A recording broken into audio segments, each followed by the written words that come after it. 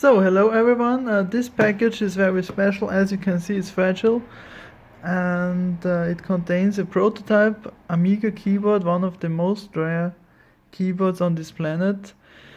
I only know about 4 pieces in existence for now.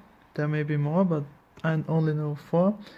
And this is one of it, and we will open it now together for the first time. I've cut it open already to look inside.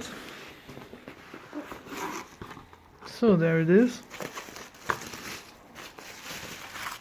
As you can see, it's a Amiga 8000 keyboard, but it's special as there is no Amiga logo on it.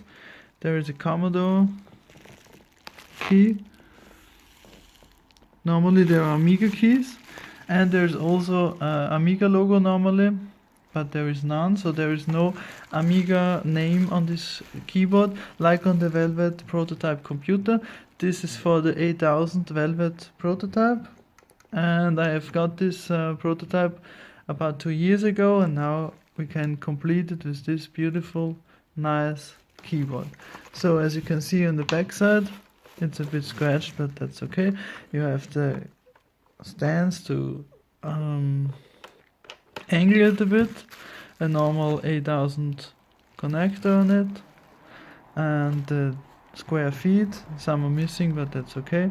There is no logo on it, and over the screws there are some stickers, maybe for warranty reasons, or I don't know. But yeah, that's about the keyboard, and as I said, this is one of the most rare Amiga keyboards in existence, and I'm very happy that I could complete the Velvet prototype, and we'll make a compare with the normal keyboard later on. I think it has a Mitsumi mechanism as what I've seen on the other ones, and maybe a bit different construction wise than a normal one, but we can check that out later. So looks good, all arrived well, and yeah, very pleased with it. Thanks for watching, and keep the scene alive. Ciao.